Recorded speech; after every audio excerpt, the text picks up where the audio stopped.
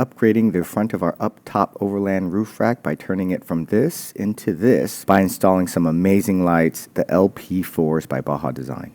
Today we will be providing detailed step-by-step DIY instructions on how we installed our Baja Designs LP4s to the Uptop Overland Alpha roof rack.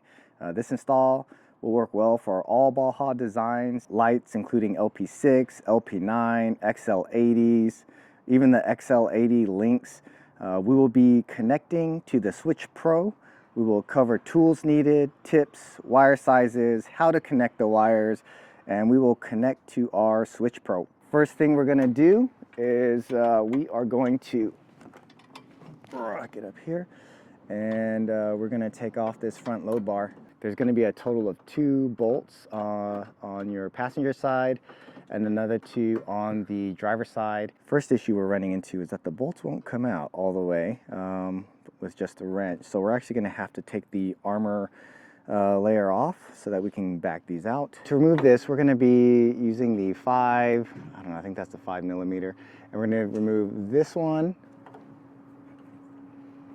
So we didn't have to remove all the bolts, we just removed this front bolt here, and we were able to back the screw all the way out. So as you can see, this one's needs more clearance, so I'm just going to back it out. I could even do it with my hand, but space gets really tight right there, but I have enough clearance where I can actually, let me see if I bend it back a little bit. Oh, screw down. We got both pieces out, and just make sure we don't lose any of these parts here. Oh. Okay, now we're not going to lose these parts after we do this here. All right. So the first thing we're going to do is remove these electrical tape. I was actually using these to help hide the Baja S2 wires under this rail. So now this should be completely free, and we're going to remove it just like that. All right. See, this front bar is actually shorter than the rear bar because this one came off of the rack. The shorter one is actually what's going to hold these brackets for us to mount the LP4s. So I kind of did a dry fit here. This is what it's going to look like to this, which is going to sit inside this track. And then this part will sit in the track like this, but on the back side, it'll sit back in this groove here. So the LP4s are going to mount like this. We're going to use 2 of these. These little track nuts are going to sit in there, and then we're going to bolt them down with the washer and a split washer. 2 per light.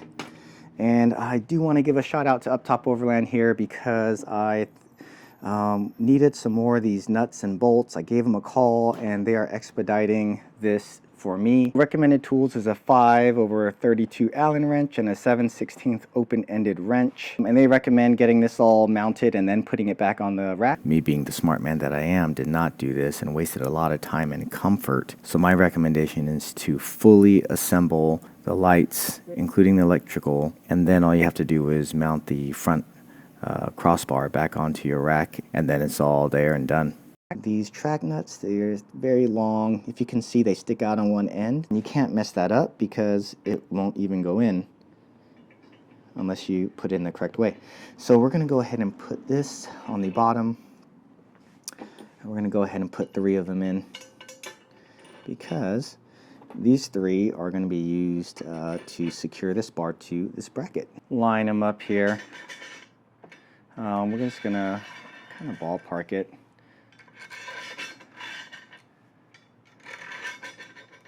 We're going to go ahead and slide these into, alright, so we'll get these also into position roughly. Alright, so now we have 3 on the load bar and the front bar here. We have 2 of these little end caps, and they're going to be screwed on to here just like this. This is a 4mm. There's no washers, it fits just like that. If you look at this back side here, it just sits nice and flush. These end caps will help retain the threaded inserts during assembly, and also close the end of the load bar to eliminate wind noise while you're driving.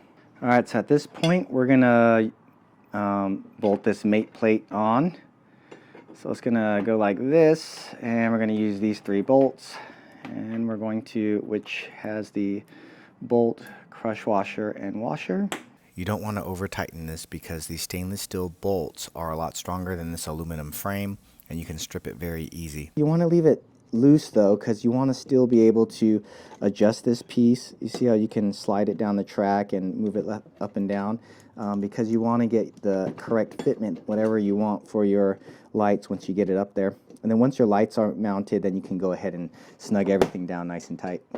And we're going to go ahead and do all 3 at this point. According to Uptop Overland, the torque spec is going to be 21 inch-pounds. Now we're going to mount the load bar to the front bar. So we're just going to rotate this like this. So now these 3 holes are sticking up. After we line up these anchors here and bolt that, we'll show you what that looks like. All right, so I'm going to get this in position, and I can see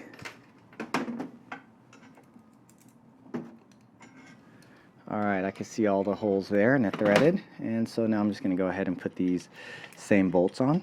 All right, so now it looks like this. As you can see, this side is not totally centered. So we left it nice and loose, so we're going to go ahead and center them up now. Just make sure you can measure each end to make sure you're completely center. Now we're going to attach the front load bar back onto the roof rack. It might actually be easier to install the lights while they're still on the table. Oh, this looks sick. Bolts here, so we got the first one in, that side's done.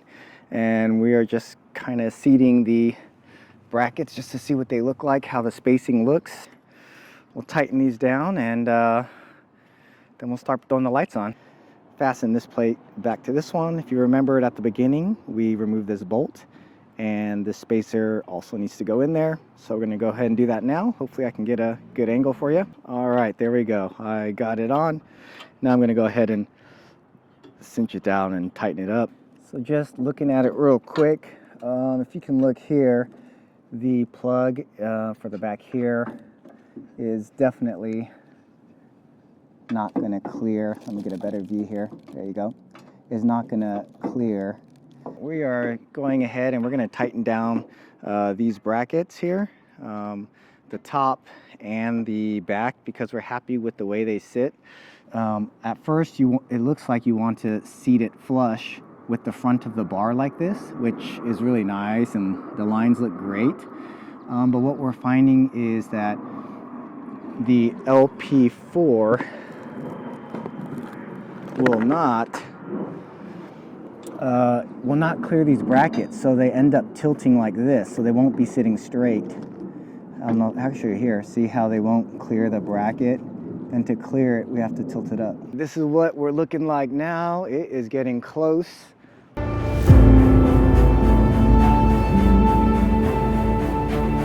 Learn from me, because I made this mistake right now.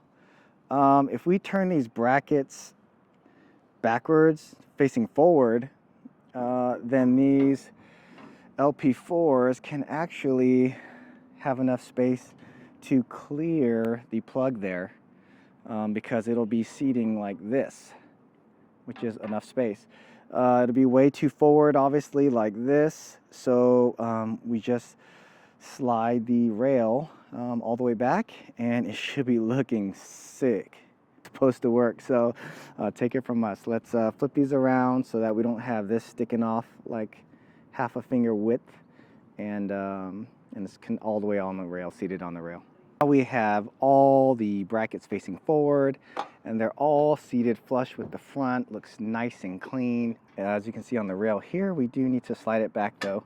Anyways, let's look here. It looks really good. We have it all the way back. If you have the Uptop Overland Alpha, just slide it all the way back. That looks really good. Wait till you see the color combination we are going to throw up on here. Let me show you what I did wrong. First of all, I missed putting both washers. So you want to fit washer in between the light and the bracket, and then another washer in between the bracket and the bolt.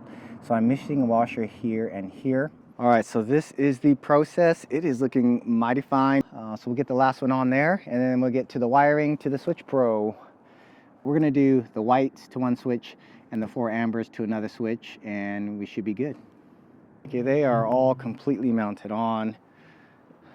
If you take a look here, they're mounted completely back.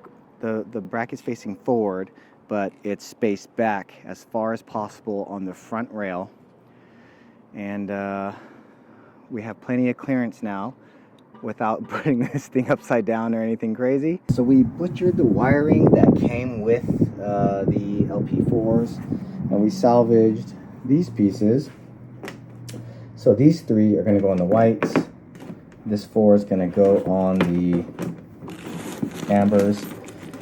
So the way we did it, we actually used these. You're going to need a crimper.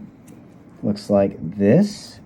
If you can see, it's got little grooves there that will make the metal piece curl in and crimp correctly.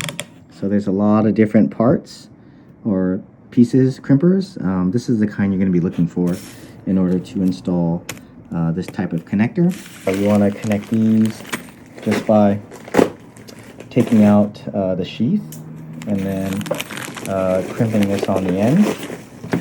And if you look at this diagram here, we got the LP4. So we need, this is the backlight, and the 4 is for the high beam.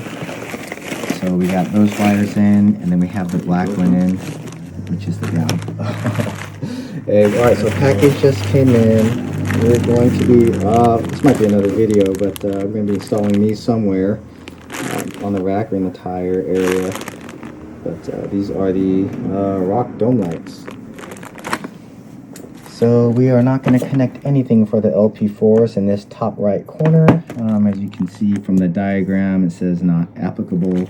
But if you do have a low beam, the LP9s and the LP6s do have an option where you can use them, use the lights on a low beam setting. But with the LP4s, you can only use them with a high beam setting. Also, we're not going to be using any of these pieces that came. Maybe the zip ties we'll use, but other than that, we're not going to be using it because we have the Switch Pro. So we're going to be mounting this straight to the Switch Pro. So what we're going to do is we're told that each LP4 draws 6.5 amps, so we'll need to use a 10 gauge wire for the 4 amber LP4s, and we'll use a 12 gauge wire to wire the 3 white LP4s. You can always call Baja Designs and ask them, and that is their phone number right there. So we're gonna start butt connecting. Bill's got them all ready to go. We're gonna connect all the same colors, all the reds and all the yellows, because he made sure that he wired them so that they all are coming out the same terminal of each plug. So we are sliding on some extra protectant here, just to keep the wires more organized so there's not too much tension on one wire if things do get a little bit tight. And as you can see, it's going to look something like that. Oh my gosh, this side light is so cool.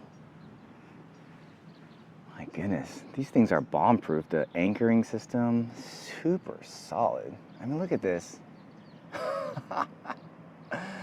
This is a clean light setup here. So I have some loom now covering the wires. We don't want, they are outdoor rated, but we don't want them to you know, get beat up by the weather still. So we are going to protect them like this. If you can see, I covered the whole plug, and just to give it a little bit of protection from the elements as well. And then I zip tied it to keep it nice and protected. This is kind of ugly here, I know. I used a combination of these little Velcro straps I had just to keep all the wires from, I don't know if you can see it there, just to keep all the wires away from the top of the truck, and also to keep it shaded and hidden under this front crossbar there. It was pretty hard to do after everything was installed. It would have been a lot easier if I got the boxes out of the way, but I did not, and it took a little while. I have something to hide these wires coming in, but if you notice, this yellow one actually matches the amber on the roof. So in the meantime, what I'm gonna do is just kind of stick them inside this groove here, kind of like this, and then I'll squeeze it in a little bit more there when I'm off camera, but see, and then, all right, so that's what it looks like now. This wire here is just kind of hanging down the inside here. I can pull it tight and clamp it down under the hood just by going down there and zip tying it. So it goes around the corner and then zip tie it, and that should hold it. But I actually have a part coming in that's going to do a better job of holding this on, and I'll show you that when it comes in. Yo, that is looking sweet. You should see how bright it is. I'll make that video soon and show you. It feels really nice to finally get some jewelry on Judy here. She is now ready to go fight some vampires. Let's go. That's gonna do it for this video. If you're interested in seeing the videos on how I assembled and installed this Uptop Overland roof rack alpha, I got a video on that. Also, if you want to see how I mounted the cases to the top of this, I got a video on that. Or if you just want to know why I picked these cases here, which is a Pelican Vault, I got a video on that for you too.